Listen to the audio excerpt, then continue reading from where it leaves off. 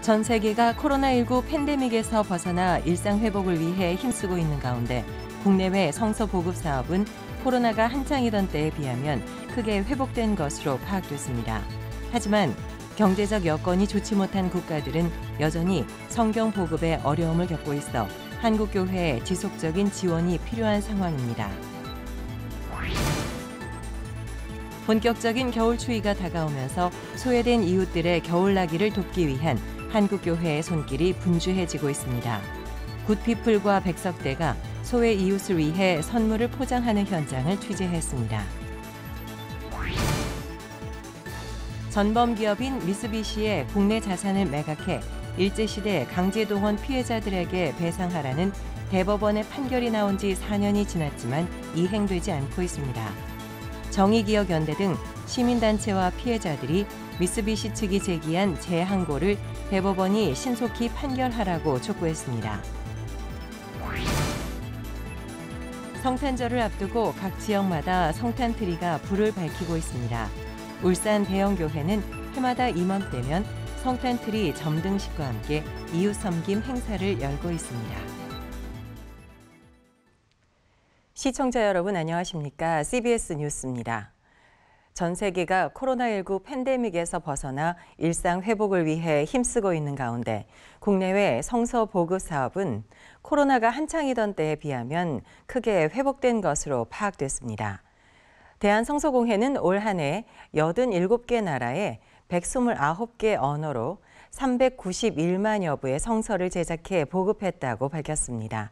이는 지난해보다 68만여 부 증가한 수치입니다. 최경배 기자가 전합니다.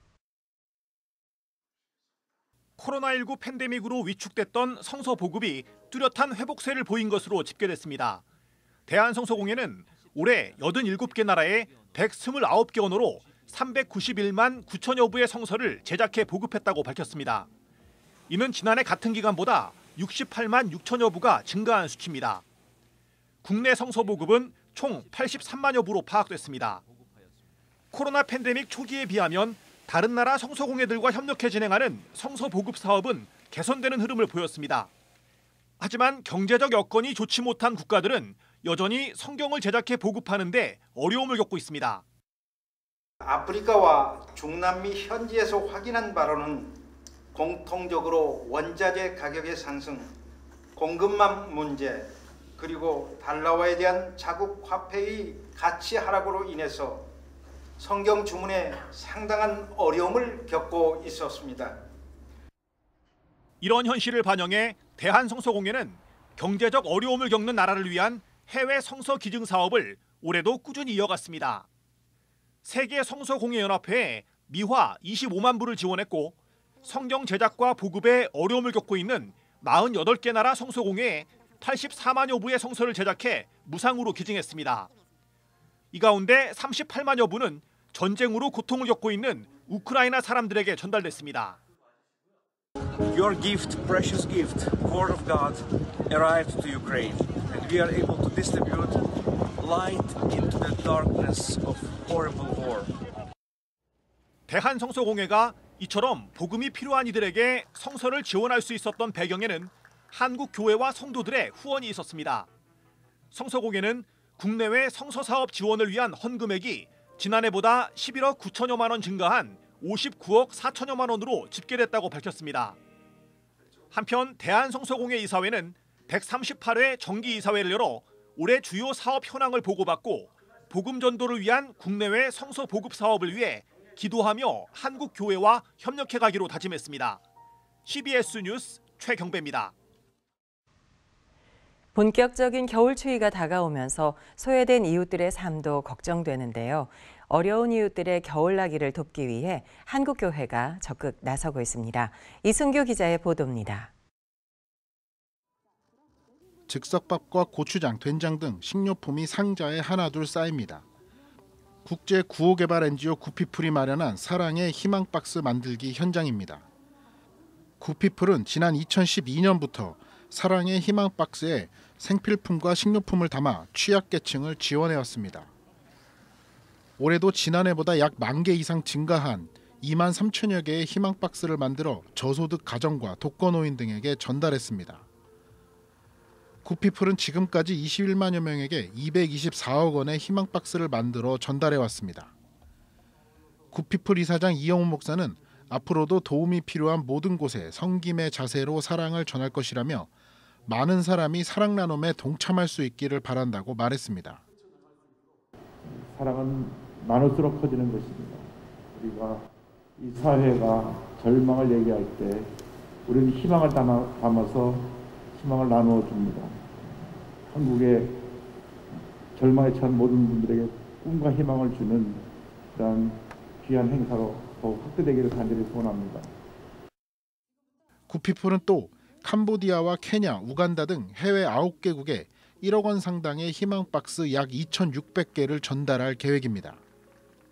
기독교 대학인 백석대학교와 백석문화대학교도 천안 캠퍼스에서 사랑나눔 대축제를 개최했습니다. 백석대와 백석문화대는 지난 2003년부터 김장김치를 담가 지역 내 소외된 이웃에게 전달해왔지만 올해는 코로나19로 인해 사랑의 선물상자로 대체했습니다. 선물상자에는 쌀과 라면, 김, 치약 등 식료품과 생필품 등이 담겼으며 소외계층 400가정에 전달했습니다. 우리 모든 교직원들과 우리 학생들이 합심하여 이 사랑의 실천을 하니까 너무 기뻐하고 보람을 느낍니다. 저희뿐만 아니라 코로나 시대로 많은 사람들이 도움과 사랑을 필요로 합니다. 많이 도와주시기를 또 부탁을 드리고요. 한국교회의 따뜻한 사랑 나눔이 추운 겨울을 앞두고 온기를 전파하고 있습니다. CBS 뉴스 이승규입니다. 전범기업인 미쓰비시의 국내 자산을 매각해 일제시대 강제동원 피해자들에게 배상하라는 대법원의 판결이 나온 지 4년이 됐습니다. 하지만 미쓰비시는 배상을 거부하며 국내 자산을 매각하라는 법원 결정에 재항고했는데요. 우리 대법원은 판결을 미루고 있습니다. 정의기억연대 등 피해자들을 돕고 있는 단체들이 오늘 기자회견을 열어 대법원의 신속한 판결을 촉구했습니다. 한혜인 기자의 보도입니다. 일제강점기 일본 미쓰비시 중공업에 강제 동원된 피해자 양금덕 할머니. 4년 전 대법원 판결로 배상받을 길이 열렸지만 미쓰비시의 거부로 배상은 지연되고 있습니다. 국내 자산 매각에 대한 미쓰비시 측의 재항고 판결을 미루고 있는 대법원을 향해 양금덕 할머니는 신속한 판결을 촉구했습니다. 지금 일본이 큰 소리에도 언젠가는 죄를 받기 마련일 것입니다. 그러나 지지 않습니다. 지금은 우리는 살아 있습니다. 지난 2018년 11월 양금덕 할머니를 포함한 강제동원 피해자 5명은 미쓰비시를 상대로 낸 손해배상 소송에서 최종 승소했습니다. 하지만 미쓰비시는 손해배상을 이행하지 않았습니다. 이후 미쓰비시 상표권이나 특허권을 매각해 자산을 현금화하라는 결정에 대해 대법원은 침묵하고 있습니다.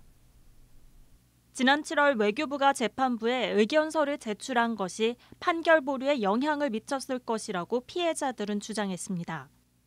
양금덕 할머니와 시민단체인 일제강제동원 시민모임, 한일역사정의평화행동 등은 기자회견을 열고 대법원이 일제강점기 근로정신대로 동원된 피해자에 대해 미쓰비시가 배상하도록 최종 판결한 지 4년이 지났지만 법원 명령이 지켜지지 않고 있다고 지적했습니다. 이들은 원고 5명 중 3명은 세상을 떠났고 생존자는 양금덕, 김성주 할머니뿐이라며 피해자에게는 이제 시간이 없다며 즉각 판결로 응답해달라고 촉구했습니다. CBS 뉴스 한혜인입니다. 초기교회 모델을 목회 현장에 적용하고 있는 국내 교회들의 사례가 지난 19일부터 22일까지 미국 콜로라도 덴버에서 열린 미국 최대 종교학회 SBL에 소개됐습니다. 코로나 이후 3년 만에 대규모로 열린 이번 학회는 미주 전역을 포함한 유럽과 캐나다에서 7,000명 이상의 교수와 학생, 출판 관계자 등이 모여 성경과 신학 분야에 대해 논의하는 공론의 장입니다. 특히 이번 학회에는 1, 2세기 교회 공동체를 연구해 21세기 목회에 적용하고 있는 서울의 예가교회와 전주 새누리교회, 홍대 청년교회 등 국내 교회들의 사례가 발표됐습니다. 이번 발표회는 초기 기독교 공동체를 오랫동안 연구해온 미국 유니온 신학교 할타우식 교수 등이 참여해 초기 교회 공동체를 실천하고 있는 국내 새 교회 사례를 발전시켜 나갈 방향에 대한 토론을 벌였습니다. 한국교회 재개발연구소가 교회 전문 설계업체 약인건축사 사무소와 지난 24일 재개발 지역 교회 건축을 위한 업무 협약을 체결했습니다. 두 기관은 서울 수도권의 재개발을 진행 중인 교회들이 재개발 과정에서 피해를 막고 신도시 환경에 맞는 교회를 설계하고 건축하는 일에 협력하기로 했습니다.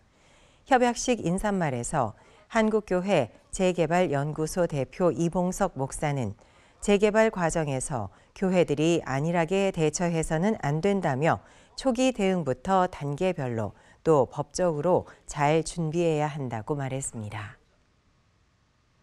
경기도 기독교 총연합회가 수원 명성교회에서 정기총회를 개최하고 유만석 목사를 대표회장에 선임했습니다. 수원 명성교회 유만석 목사는 빛과 소금의 사명을 감당하는 교회가 되도록 노력하겠다며 경기도 복음화를 위해 최선을 다하겠다고 말했습니다. 경기도 기독교 총연합회는 목회자 어울림 한마당과 성가 합창제, 청소년 문화축제 등의 사업을 진행할 계획입니다. AI 인공지능에 대해 교회가 신학적, 목회적 대응을 준비하고 있는 가운데 인공지능을 인간의 부족함을 채워줄 수 있는 파트너로 삼아야 한다는 주장이 제기됐습니다. 한국 그리스도교 신앙과 직제협의회가 오늘 정동 프란치스코 회관에서 개최한 포럼 발제자로 나선 성공회대 김기석 신부는 인공지능을 무조건 교만의 산물로 규정하고 반대할 일은 아니라고 말했습니다. 김기석 신부는 인공지능이 인간과 더불어 하나님의 창조 동산을 가꾸는 인간의 좋은 친구가 되도록 해야 한다고 강조했습니다. 한국 그리스도교 신앙과 직제협의회는 한국 기독교 교회협의회와 한국 천주교 주교회의가 그리스도인의 일치와 연대를 위해 지난 2014년에 만든 협의기구입니다.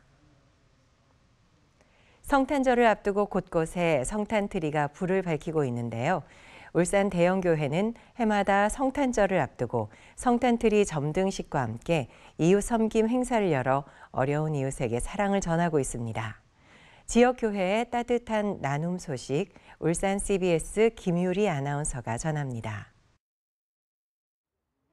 울산 대형교회는 지난 27일 교회 드림센터 앞 광장공원에서 지역 단체장들과 의원, 주민들이 함께한 가운데 2022 성탄트리 점등식과 이웃 돕기 성금 기탁식을 진행했습니다.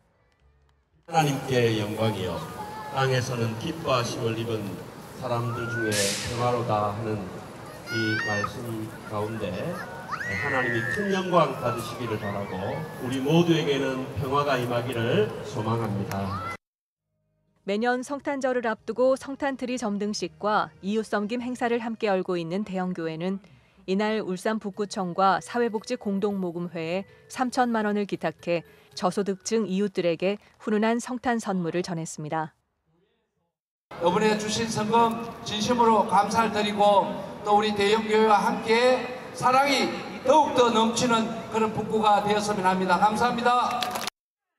이날 불을 밝힌 성탄트리는 2023년 1월 중순까지 교회 앞을 지나는 이웃들에게 아기 예수 성탄의 밝은 빛을 전할 예정입니다.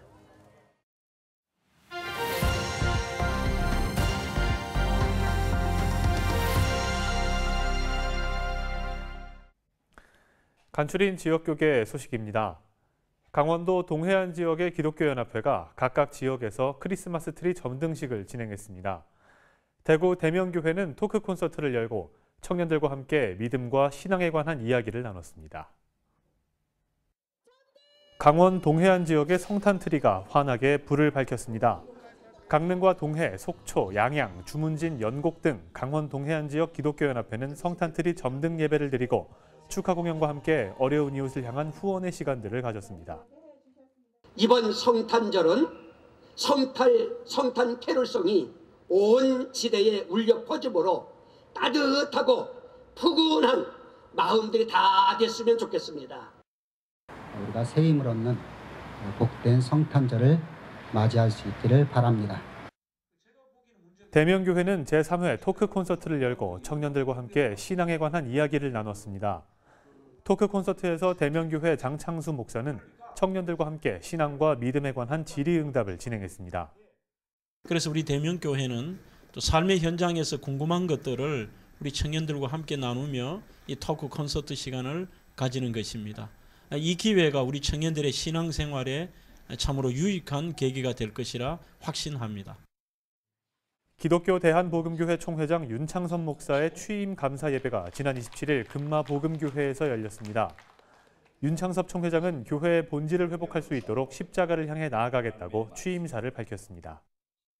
작지만은 한국 교회를 새롭게 하는, 그리고 하나님의 나라를 이 땅에 이루어가는 일에 참 저는 부족하지만은 우리 모든 총회원들, 그리고 우리 모든 성도님들, 또 오늘 여기 함께 모이신 우리 모두가 함께 기도하시면서 이 모든 사역을 감당하는 그런 은혜가 있었으면 감사하겠습니다. 예장 합동총회 강원노회 장로회연합회가 지도자 세미나를 열었습니다. 교회와 또 성도들을 잘 섬기시고 특별히 또 당회와 노회에서 장로님들이 또 감당해야 될 몫이 있잖아요. 그러한 분들을 위해서 이번에 장로님들 역량 강화를 위해서 이렇게 재직회 세미나를 개설하게 되었습니다. 이날 세미나엔 교회 헌법 강의와 북콘서트 등이 진행됐습니다. 군산 지역 초기 선교사의 활동들을 살펴보고 근대역사박물관의 발전 방향을 연구하기 위한 세미나가 군산 장미공연장에서 열렸습니다. 군산 근대역사박물관이 주최하고 전킨사업회가 주관한 이날 세미나엔 군산의 교육 선교의 역사를 되짚는 발표와 군산의 동학농민혁명과 전킨 선교사를 주제로 한 발표 등이 진행됐습니다.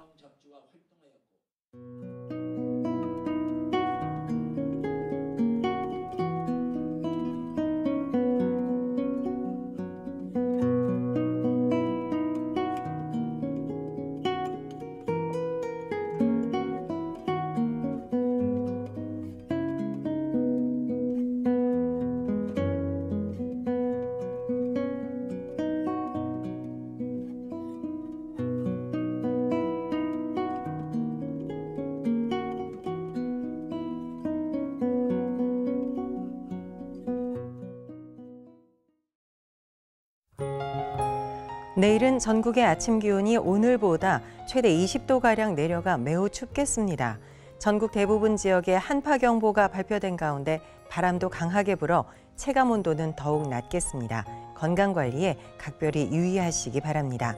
내일 아침 최저기온은 영하 12도에서 영상 2도, 낮 최고기온은 영하 3도에서 영상 5도로 예상됩니다. 이상으로 CBS 뉴스를 마칩니다. 시청해 주셔서 감사합니다.